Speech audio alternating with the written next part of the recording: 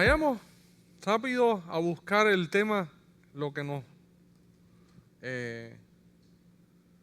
el tema que nos trae hoy es Romanos capítulo 8. Seguimos en este caminar por el libro de los Romanos y vamos a empezar el capítulo 8. Vamos a leer del versículo,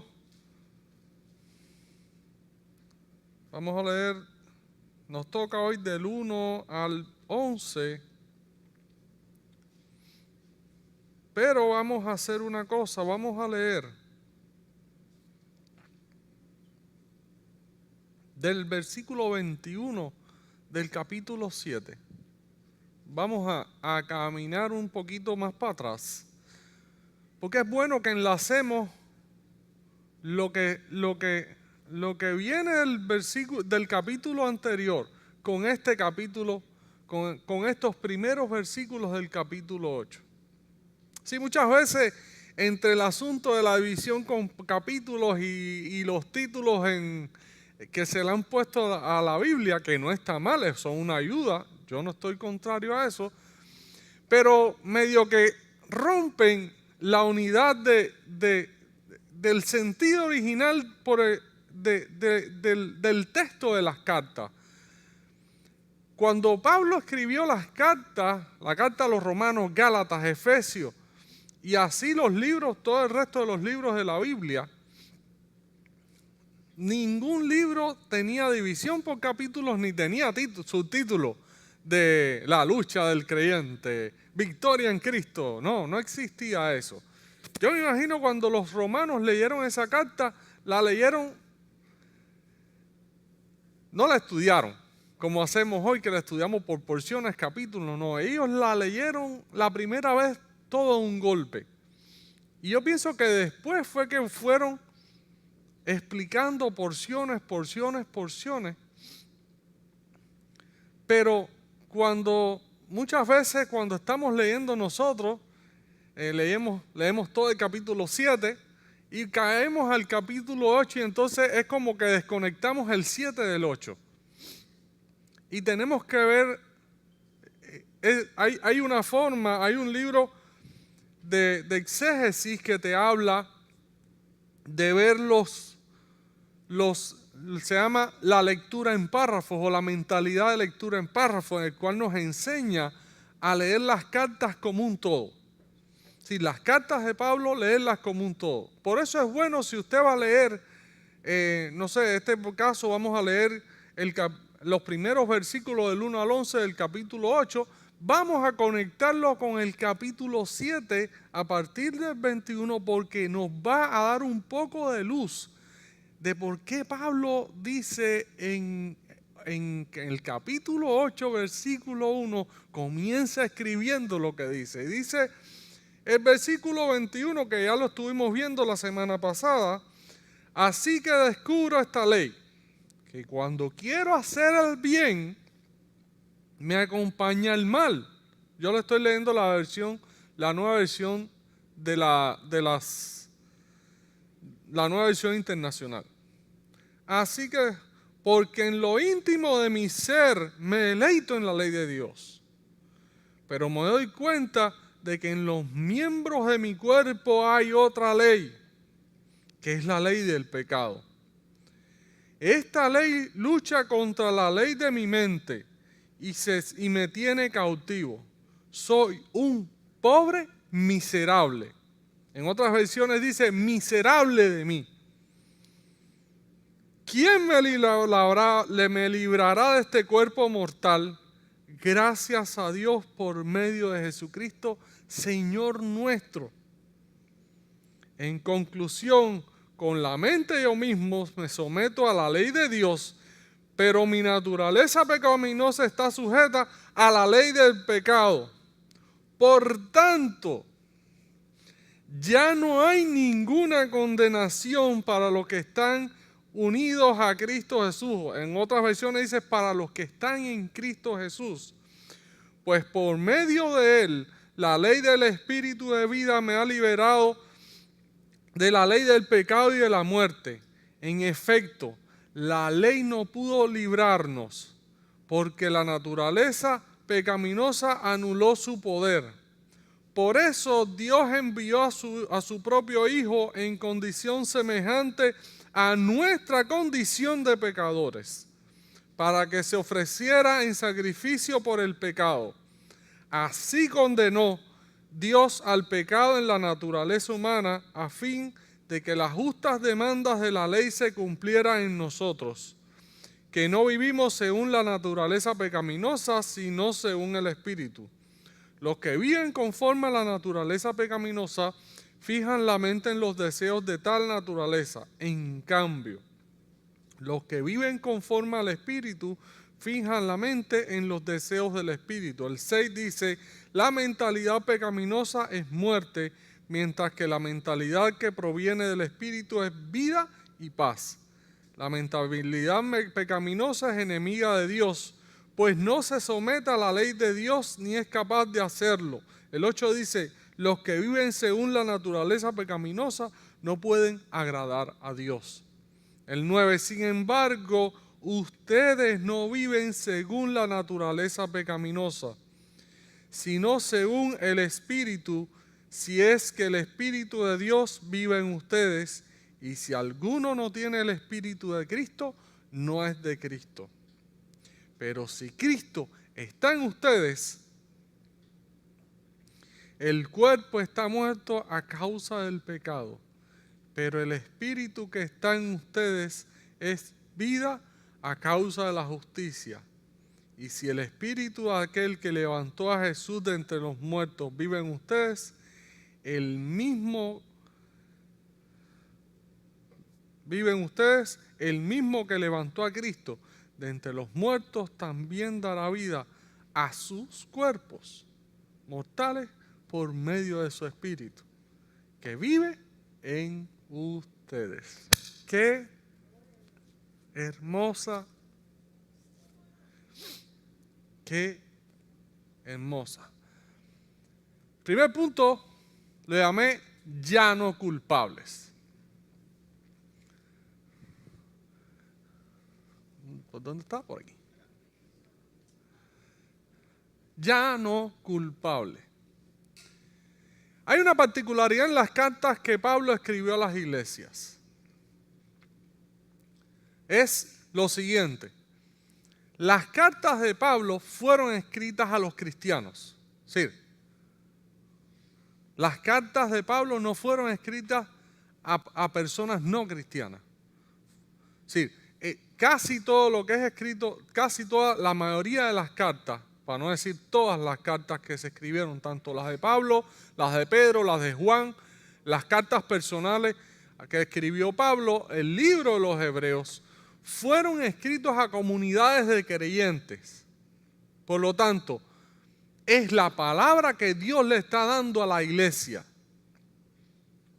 No es palabra que Dios le está dando a los mundanos, a personas que no son cristianos, a pesar de que es posible que haya principios ahí que podamos utilizarlos para el evangelismo, para llamar a un no creyente y decirle, tú estás apartado de Dios, como lo dice Pablo en los primeros capítulos de la carta a los romanos. Pero básicamente estas cartas fueron escritas para la iglesia, es decir, para ti, para mí, primeramente para los creyentes de aquella época, como una ayuda a su fe, como una confirmación a su fe para tratar problemas que ellos tenían, pero a la vez nos sirven a nosotros, que estamos hoy aquí, porque son palabras de Dios para nosotros también, porque nosotros somos herederos de ellos. Ellos fueron los primeros creyentes en aquella época, nosotros recibimos el evangelio por ellos. Por lo tanto, estas cartas nos hablan a nosotros también. El mundano no sufre de lo que dice el capítulo 7 en el versículo 21. Usted no va a ver en el mundano decir, tengo una lucha, dos seres luchan dentro de mí. Con mi mente quiero servir a la ley de Dios, pero encuentro en mi cuerpo otra ley. No, el mundano no tiene noción de eso porque no tiene una nueva naturaleza. establecida en sí. Sin embargo, nosotros sí estamos conscientes, porque como se nos ha establecido una nueva naturaleza que Dios puso en nosotros desde el momento en que recibimos en nuestro corazón, desde el momento en que vinimos a Cristo, Dios puso esa nueva naturaleza. Entonces nos hacemos familiares con esto de Pablo. Hay dos luchas en nosotros. Quiero agradar a Dios, pero a la vez veo que hay algo en mí que queda. El viejo hombre, el nuevo hombre. Una lucha interminable hasta el día que Cristo venga. Ahora Pablo, después de describir esa batalla que él siente, que no es algo, él no era el único que lo sentía. Oh, Pablo, el pobre, como estaba batallando. Nosotros no tenemos esa posibilidad. Nosotros somos más santos que Pablo. No. Nosotros tenemos esas mismas batallas. Es más, es posible que tengamos menos batallas que ellos. Porque en aquellos tiempos ellos tenían que batallar con la carne, pero además batallar con las persecuciones del imperio. Algo que en Occidente nos hemos librado un poquito de eso. En otros países sí. En otros países la iglesia está perseguida. En el mundo musulmán, a una persona confesar a Cristo puede comenzar desde que la familia te bota de la casa hasta que te metan en la cárcel preso por herejía. Se llama así, herejía. Ellos lo llaman herejía. Sin embargo, nosotros sí tenemos esta lucha que tenía Pablo, la lucha de la carne, la tenemos. Hay veces que uno quiere hacer algo y la carne no está dispuesta para hacerlo. Y tenemos que refrenar la carne. Pero entonces Pablo dice, después de decir, pobre de mí, ¿quién me librará de este cuerpo? ¿Por qué? Porque él sabía que la ley no lo podía librar de eso. La ley que Dios les había dado, a pesar de que era perfecta y era buena, no daba la solución a eso. Sin embargo, vemos entonces el capítulo 8, versículo 1 que dice, ya no hay condenación. Por tanto, ahora no hay condenación para los que están en Cristo Jesús. Dice, los que no andan conforme a ¿qué? La carne, sino conforme a ¿qué? Al Espíritu. ¿Qué noticia más buena esta? Muchas veces lo leemos y ya no hay condenación para los que están en Cristo Jesús, los que no andan conforme a la carne, sino conforme al Espíritu. Lo leemos de corretaje. Capítulo 8, 1, 2, 3, 4, 5, 6, 7, 8, 9, 10, hasta el final del capítulo. ¡Brum! Y tenemos muy poco tiempo para sentarnos y deleitarnos en esto que Pablo está hablando. Algo que muchas veces ni nosotros mismos nos lo creemos. ¿Por qué? Porque estamos en esa batalla, en esa lucha constante, diaria, de que vemos que hay dos naturalezas en nosotros luchando. Y la realidad es que muchas veces decimos, ¿qué pasa? ¿Por qué yo quiero hacer una cosa que quiero agradar a Dios y con la misma hago otra? ¿Por qué sucede? Y nos sentimos miserables porque vemos que en nuestros miembros no podemos agradar a Dios. Pero sin embargo Pablo dice eso. No hay condenación para los que están en Cristo Jesús. El año 1863, 1 de enero del año 1863, el presidente Lincoln firma la Declaración de Emancipación, por lo cual se finalizaba la esclavitud aquí en los Estados Unidos. 2 años después finalizó la guerra entre el norte y el sur, y esta nación que sabía que había comenzado con 13 colonias, que después en el 1861 se dividió en dos países separados, porque el norte industrializado quería eliminar la esclavitud, mientras que el sur quería mantener la esclavitud. Los estados del sur, y entonces comenzó una guerra entre las colonias del sur contra las colonias del norte. ¿Sí? Los estados del sur ya no eran colonias, los estados del sur contra los estados del norte. Comenzó una guerra que se llama hoy en día la guerra civil. En medio de esa guerra, uno de los planes del presidente Lincoln era firmar la ley de emancipación, es decir, finalizar la esclavitud. Cuando él la firma, automáticamente se finaliza la esclavitud en los Estados Unidos. Estados Unidos pasa a ser un país libre de esclavitud, y los territorios de los Estados Confederados que por la guerra pasaban a ser parte de la Unión, automáticamente la esclavitud se eliminaba en esos estados. Al final de la guerra, todos los estados que pertenecían a la Confederación declararon que habían perdido la guerra, se declararon ya que no podían ganar la guerra. El norte quedaba vencedor, la Unión quedó vencedor, y por lo tanto el país se liberó del flagelo de la esclavitud. Imagínense ustedes a esas personas que muchos nacieron siendo esclavos. Otros fueron hechos esclavos, como hay una película de un hombre que fue hecho esclavo. De repente salir y recibir esa noticia en la cual ya no eres esclavo.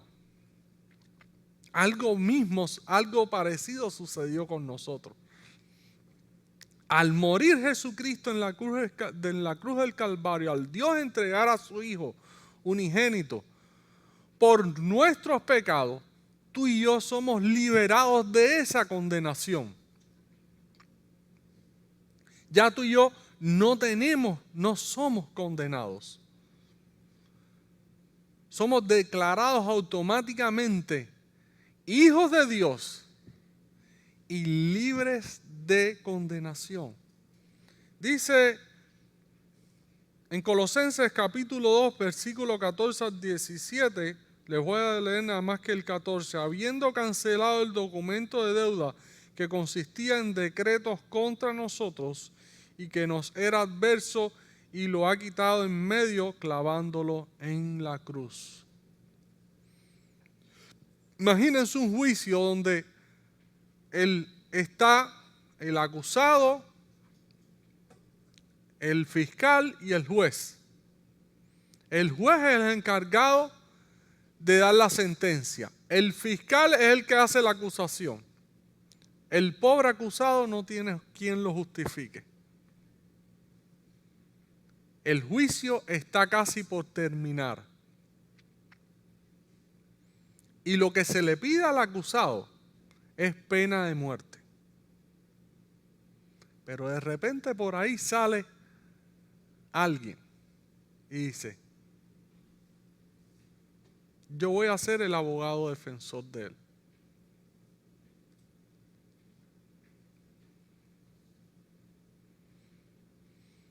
Eso sucedió contigo y conmigo.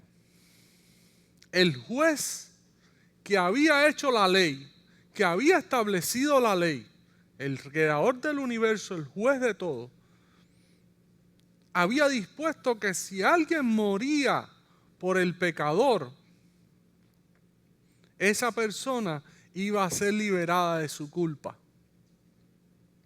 Y el mismo juez envió a su Hijo único para que todo aquel que en Él crea no se pierda, sino que tenga vida eterna. Es decir, que la condenación, esa culpa fue quitada en Jesús. Jesús asumió nuestra culpabilidad.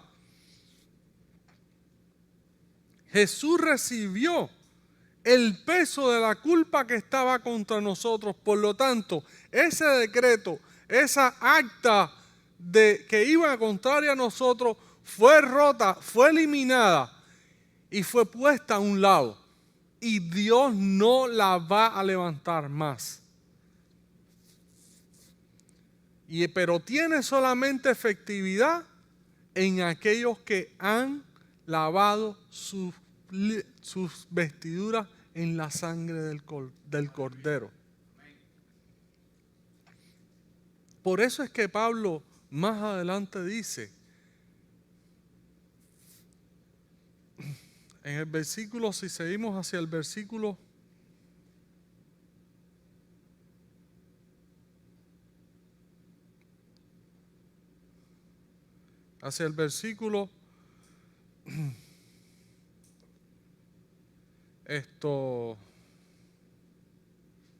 dice en el versículo 9, si es que el Espíritu de Dios vive en ustedes o si es que también ustedes están en Cristo.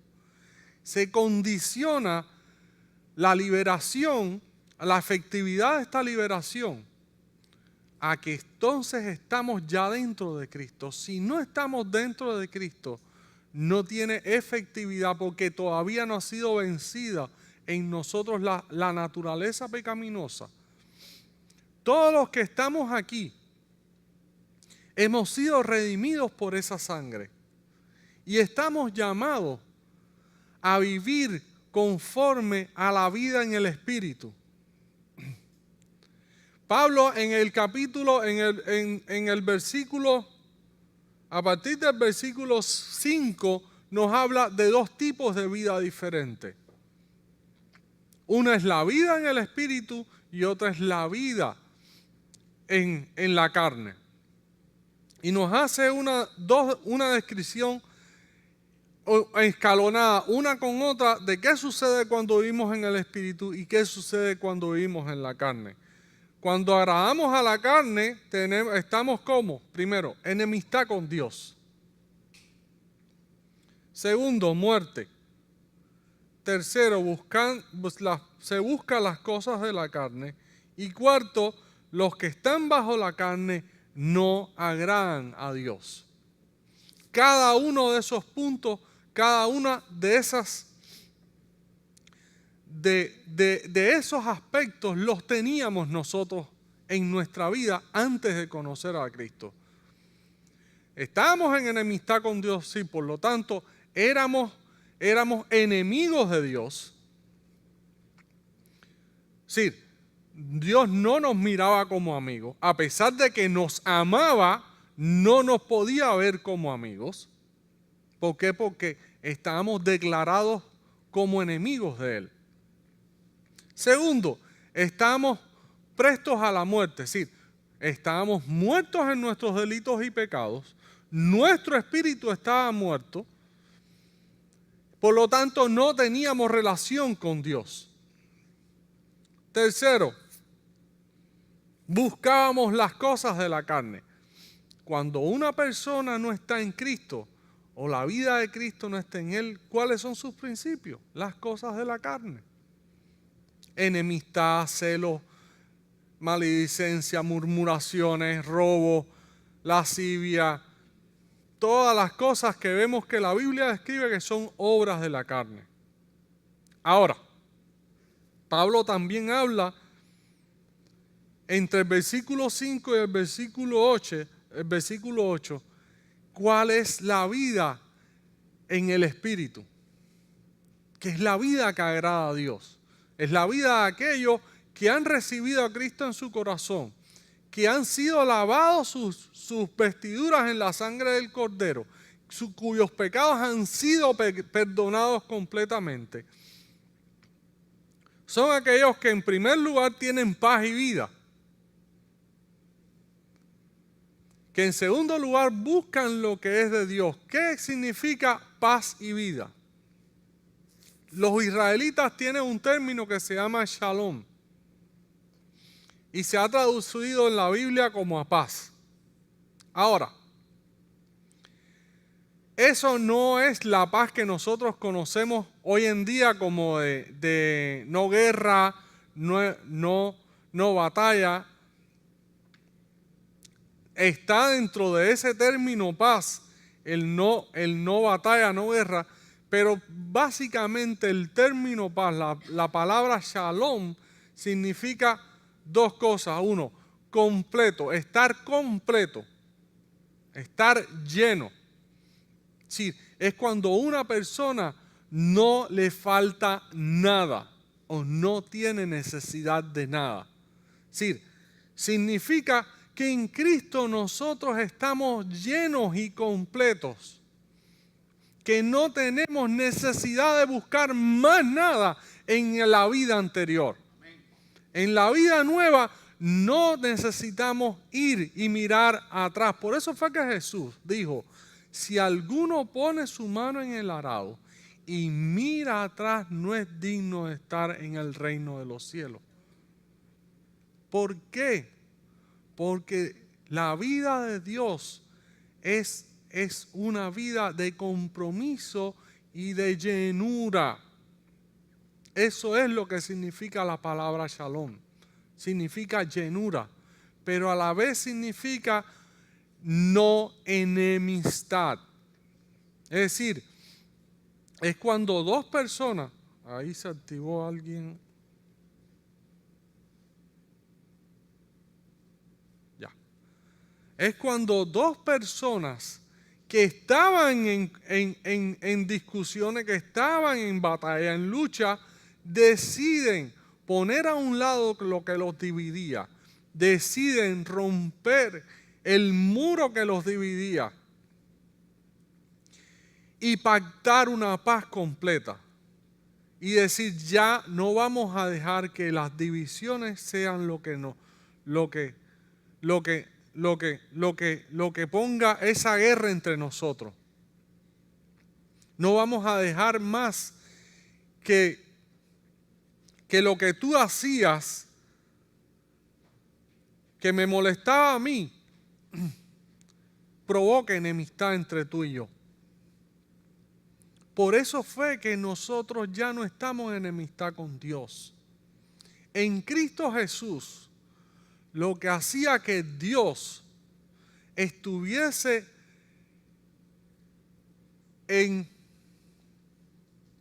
¿cómo explicarles? Lo que Dios estuviese, que la palabra que tengo es una palabra muy sencilla en español, bravo, con los hombres ya ha sido quitado, porque Cristo suplió en sí mismo eso. Dice la Biblia que el pecado de toda la humanidad fue puesto sobre Jesús. Por lo tanto, ya en Cristo esa enemistad entre Dios y el hombre fue quitada.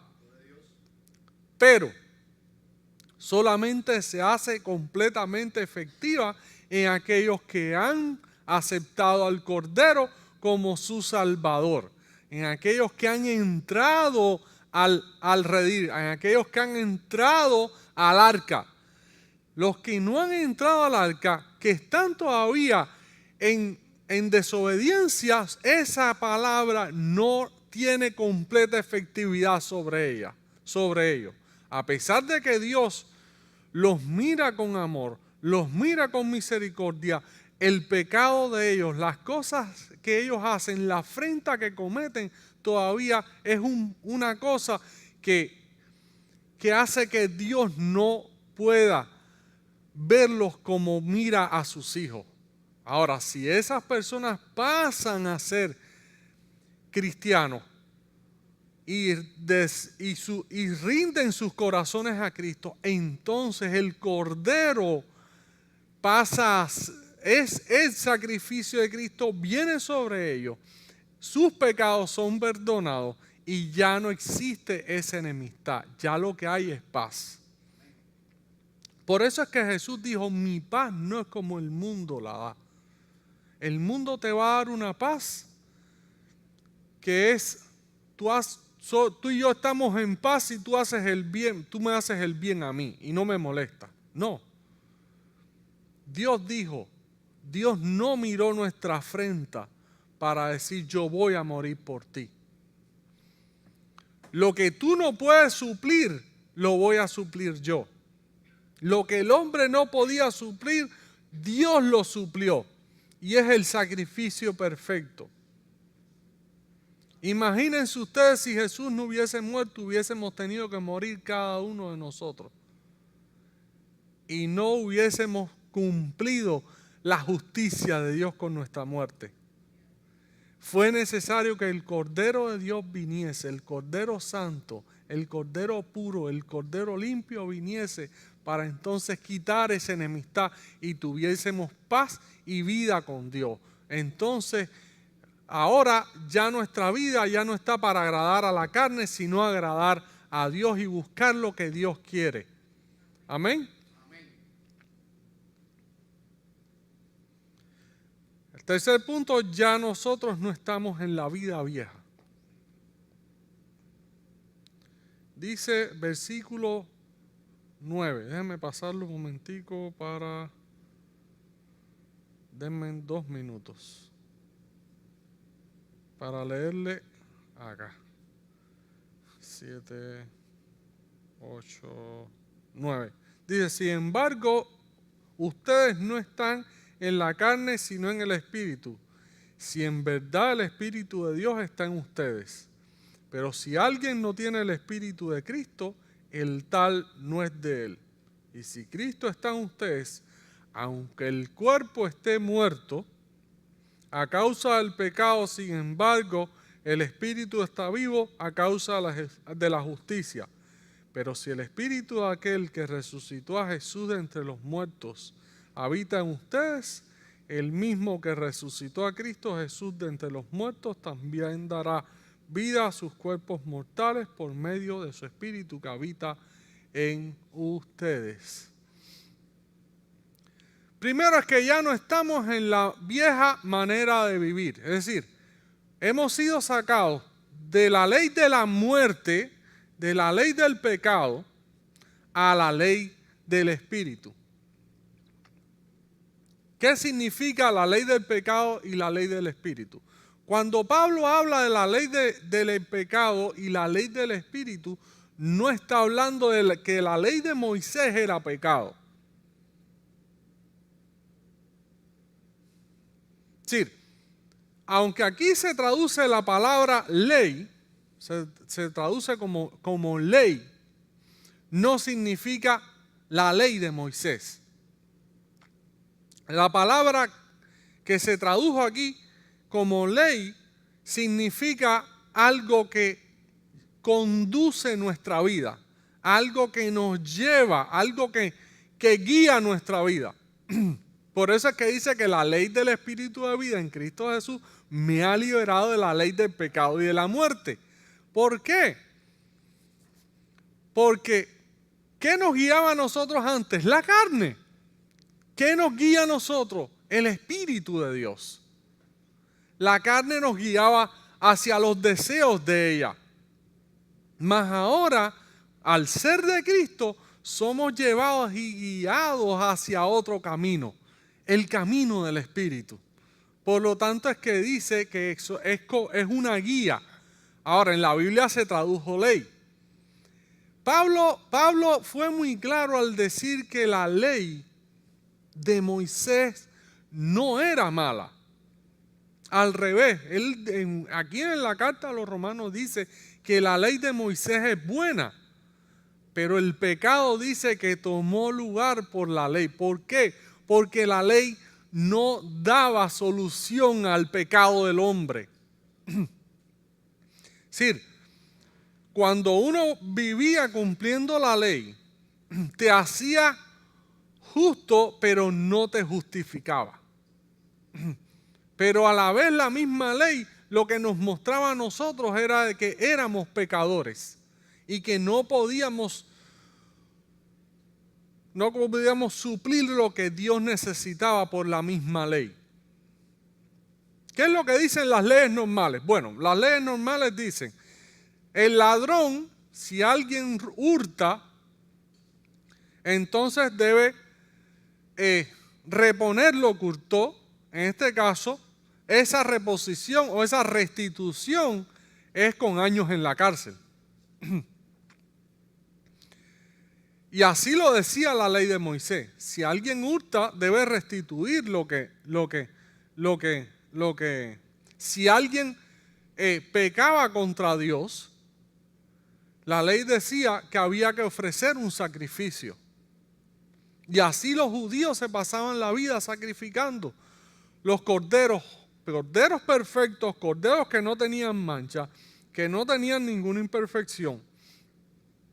Corderos que eran separados específicamente para el sacrificio, ya sea para el sacrificio por toda la nación como para el sacrificio personal de que yo venía, compraba ese corderito que alguien había criado, o si yo era pastor de ovejas, yo separaba uno para mí personalmente y entonces iba al tabernáculo, ya sea una vez al año o todas las semanas, y ofrecía un cordero por mis pecados. Eso era lo que decía la ley. Pero en Hebreos dice que la sangre de los machos cabríos no pudo librarnos de la ira de Dios. No podía librarnos de la ira de Dios. ¿Qué fue lo único que nos libró? Cristo, el Cordero perfecto. Cristo rompió, como les dije, esa enemistad entre Dios y nosotros y nos sacó de la vida antigua y nos puso en la vida nueva. Al nosotros venir a Cristo, entonces recibimos lo que es de Cristo, que es su Espíritu Santo. Y entonces ya no somos guiados por la vida de la carne, sino por el Espíritu. Sí, dice Pablo, si es que el Espíritu de Cristo está en vosotros.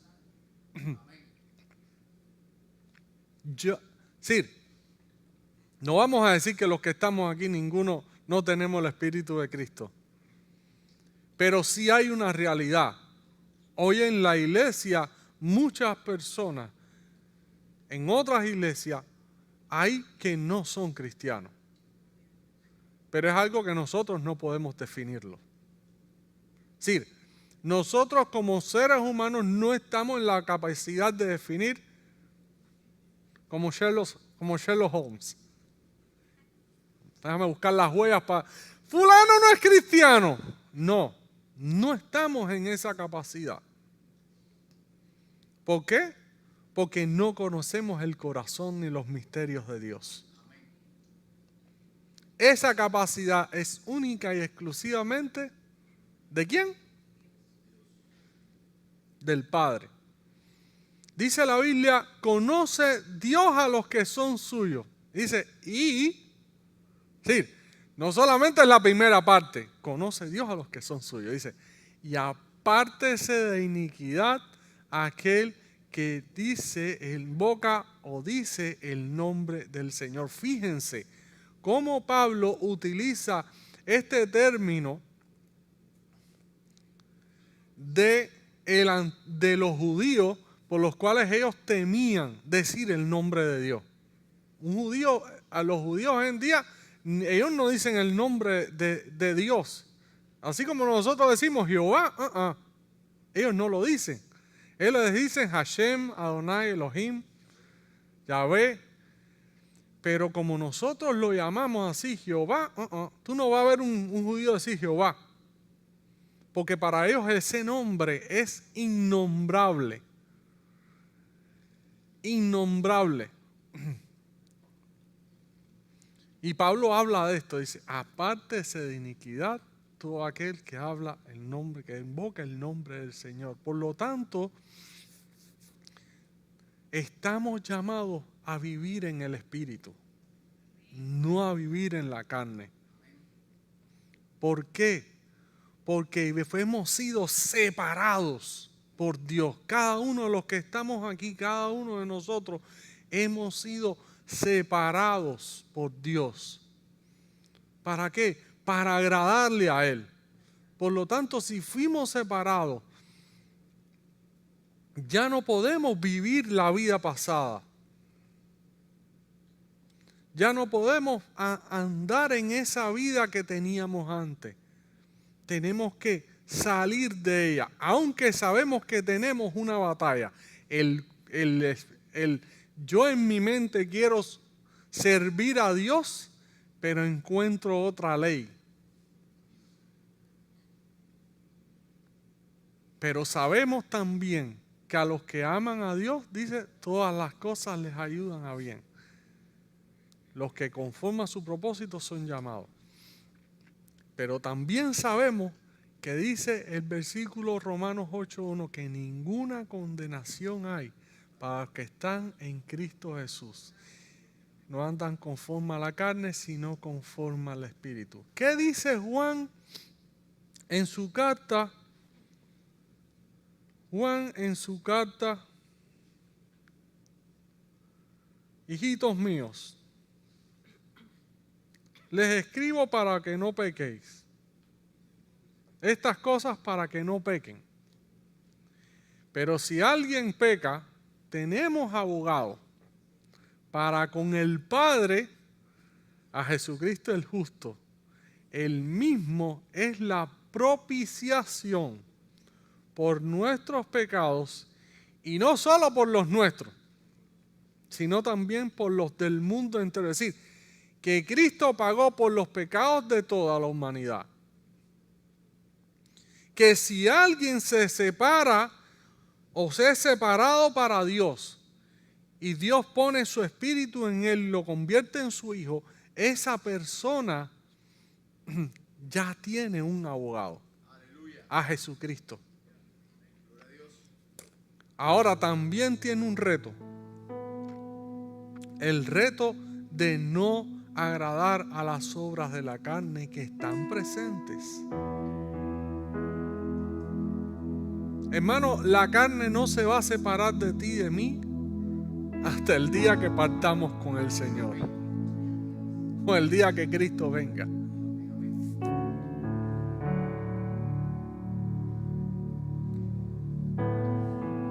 Es una realidad. La vamos a tener presente. Y las tentaciones van a venir. Y nos vamos a sentir tentados en muchas cosas. Nos vamos a sentir tentados a veces hasta de esa persona me cae mal. A veces que nos cae mal alguien de gratis, así. Nada más que verlo, ese me cae mal. O tal vez porque recordamos que nos hizo algo esa persona. ¿Por qué? Porque somos seres humanos.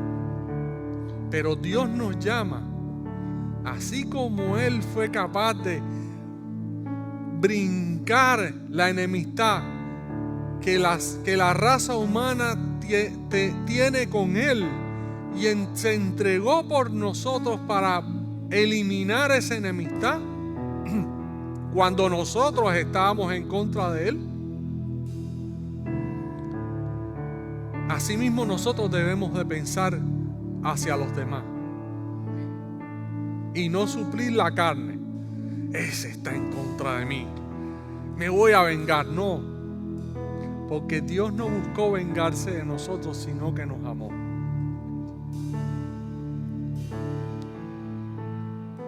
Cuando alguien nos traiciona,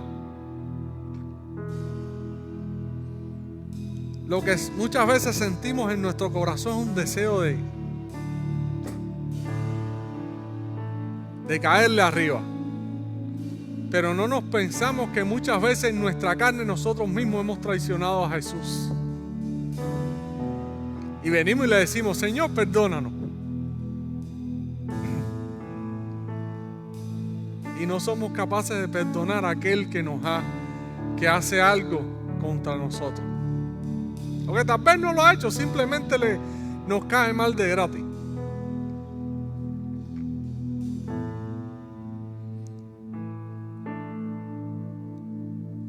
Vivamos la vida justa, sin temor, porque ya no somos condenados, ni tú ni yo. Pero tenemos un reto delante de nosotros: no satisfacer las obras de la carne, porque ya no vivimos conforme a la carne, sino conforme al Espíritu. Dice, porque el Espíritu de vida en Cristo Jesús nos ha liberado. Ese término liberado es, imagínense usted, la película, está la película del progreso del peregrino. Él iba caminando con la carga que cada vez se le hacía más grande, hasta que él llega al camino de la cruz y ve la cruz.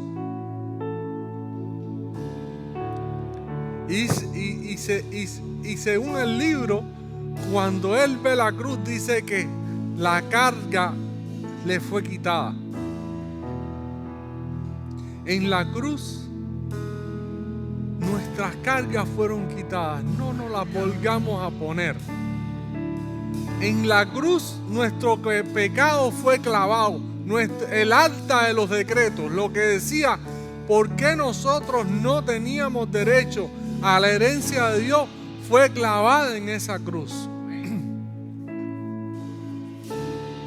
Y nosotros hemos sido lavados por la sangre de Cristo, por la sangre del Cordero. Por lo tanto, ya no hay condenación para nosotros.